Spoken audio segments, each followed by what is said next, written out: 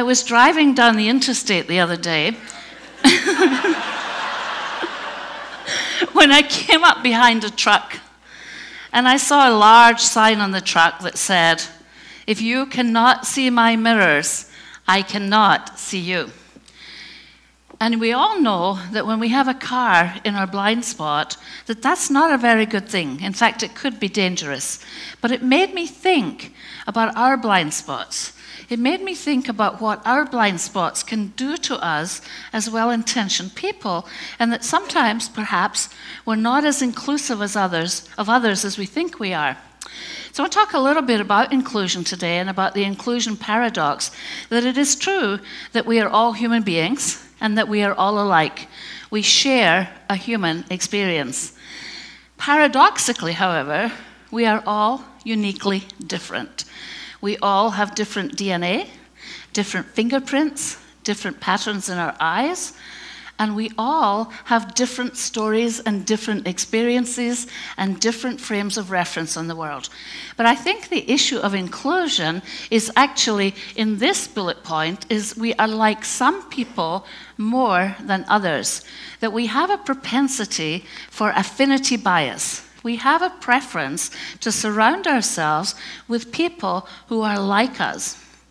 However, it is nevertheless a part of the human experience that we all have a deep need to feel included. So you would think that if we all have a deep need to feel included, that the path to inclusion would be smooth, flat, and completely without obstacles. And yet I'd like to suggest to you today that not only is it not flat and smooth, it's actually filled with visible and invisible obstacles that stop us, even when we think we're being inclusive, from being fully inclusive. It will not surprise you to know that our in-group is smaller than our out-group.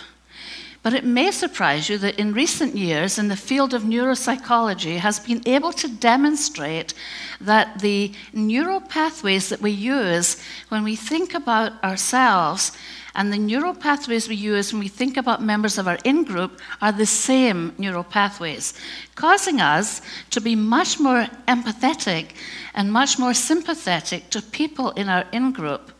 We use different neural pathways for people in our out-group, causing us to be somewhat indifferent to their success or failure. I was in Dallas-Fort Worth Airport a few years ago, and it was pre-9/11, and I had an unconscious habit that I didn't realize I had until that particular evening. When I boarded the plane, I would always look to the left and look into the cockpit, and on this particular evening, there was a woman sitting behind the pilot's seat. Now, she smiled at me, and I smiled at her. And then I sat down, and my stomach began to churn. And then my inner voice started to run like a ticker tape that said, "Oh my goodness, perhaps I need to change my flight. Really, a woman flying this plane to Fort Lauderdale tonight? A 757, a woman pilot? Now, I'm a diversity consultant, and I am not meant to think like that." So I then began to examine, what is happening? Why am I thinking like that? And I realized that I had a blind spot, that for me, the image of a competent airline pilot looks like this. He's tall, he's male, he's white, he preferably has silver gray hair, and he looks like he's ex-military. Now, he could fly the plane. I wasn't sure that she could. I'd like to share with you some of the data from Cognizant, my unconscious bias assessment tool. This is aggregate data from quite a large number of people from different client systems. And what you're looking at is 70% of this group were men and 30% were women. And what you can see in these results is that the men said that men exhibit leadership qualities greater than women do, that men are more assertive than women, and that men are more serious about their careers than women. However, they also said that men and women were valued equally for their revenue generation skills and were equally likely to be allocated major projects. But let's look at what the women said, the 30% of the group that were women. It may surprise you to see that the women also said that men exhibit greater leadership skills. The women also said that men are slightly more serious about their careers than men, and the women also said that men are more assertive than women. They did, however, disagree with the men on the issue of being valued for their revenue-generating skills and being valued or likely to be allocated major projects and clients. Now, how can this be? Because consciously we believe that we are actually striving for equity, that we have a meritocracy in our organizations, and that we're being fair, and that we're conscious of the gender differences.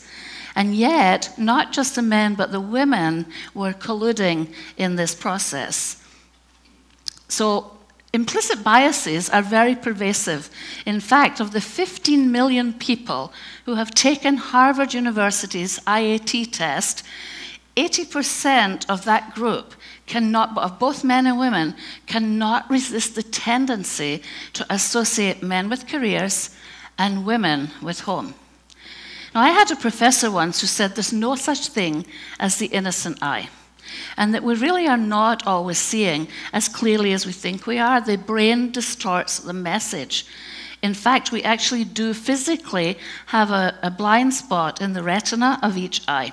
And it wouldn't stretch the imagination to think that perhaps this giraffe is looking at himself and saying, "Oh my, I look a little bit small and fat today." Because the brain distorts the reflection.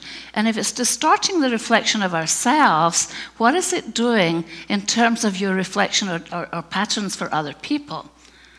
Deepak Chopra said that our ideal body weight is hiding inside of us, waiting to be discovered. Just like Michelangelo discovered the David in that piece of rock. But what I'd like to suggest to us today is that there's a better self hiding inside each of us. There's a better self who's capable of being more inclusive than we really are. Because despite the fact that we're well-intentioned, we're not always as inclusive of other human beings, particularly if they're not like us. Now, David's face is carved in marble in perpetuity. However, as part of our human experience, we have many faces. I'd like to talk about a couple of them today. First of all, we have what I call our professional face. That's the face that we take out of the car in the morning as we go to work. That's the face that we use when we're doing business with other people. But we also have our politically correct face. That's the face you use when you're saying one thing and thinking another. But then I believe we have what I call your curious tourist face. Your curious tourist face is when you go overseas and you visit another country and you meet the people and you love the locals and you love their food and their music and their tradition, and maybe you even buy some touristy things to take home to remind you of the trip. But just so long as they don't all move into your neighborhood. We also have what I call an irritated customer face. And I'm sure you can relate to the idea of being in a taxi somewhere and the taxi driver doesn't speak your language and perhaps he gets you lost and you get a little irritated. One of the blind spots that I've noticed is that we are willing to express more irritation towards people from a different culture than we are towards people from our own culture. And so that's something that I like to pay attention to, is when I'm dealing with people who are different from me. So in terms of language, language is one of the areas that I do think language, accent, pace of speech, tone of voice are all areas that we can actually imperceptibly cause us to have blind spots and to treat people differently. I was in Publix once and I asked the woman for 6 bagels and she said, "Oh my, you sound so intelligent." And I said, well, the fact that she's right isn't really the issue. The issue is, what was she projecting onto me? And what she was projecting was intelligence, whereas it made me question, what does she project onto other people? I'd like to share with you also some data from my unconscious bias tool, and this time comparing Anglo to non-English speaking background, where you can see that in every instance, people from non-English speaking backgrounds were rated lower than people of Anglo descent. And what this is suggesting that there is a real issue around the talent pipeline and around how people's careers can progress when we have these blind spots and these unconscious biases that are impacting our decisions about people's competence. So I'd like to ask you to choose 2 colors that you really like the most. Just shout out a couple of colors. I heard blue and yellow, okay? So now I'd like you to choose 2 colors that you like the least. So what happened, because what I noticed there is you were very quick when I asked you the first time, but the second time there was a silence that fell over the room. Let me tell you what happened. It's called the Stroop effect. It was developed by a man called John Ridley Stroop in 1935, an Englishman, and what he discovered was that the brain seeks congruency. The brain is lazy, the brain is habitual, it seeks congruency. The first slides were easy because they were congruent. The color matched the swatch. The second slides, the color and the words do not match. So it causes us to have an imperceptible hesitation. It is in that hesitation that we can exclude people. So this time I'd like to ask you to pick 2 people that you would least like to have on your team. 1 and 4? I hear 1 and 4. Okay. Interestingly, 1 and 4, on every single time I do this exercise, either 1 and 4 or 3 and 4 are picked as the people that would be least welcome on someone's team. The ensuing discussion is always about the issue of appearance and height and weight. And so these are also issues in which we can exclude others. I was on a flight from Canberra to Sydney just last year, and it was a 30-seater commuter flight when a female voice, the female flight attendant was in the aisle serving the orange juice when I heard a female voice come over the intercom. And she said, "Ladies and gentlemen, we're at 27,000 feet. We'll be landing in Sydney shortly. I hope you've enjoyed your flight." I looked at the flight attendant and I thought, her mouth isn't moving. How can this be? And then I realized, oh my goodness, there's a female pilot and I forgot to check. And at 27,000 feet, I was not exercising the option to get off the plane. Socrates said that the unexamined life is not worth living. But I would like to suggest to you today that the unchallenged brain is not worth trusting.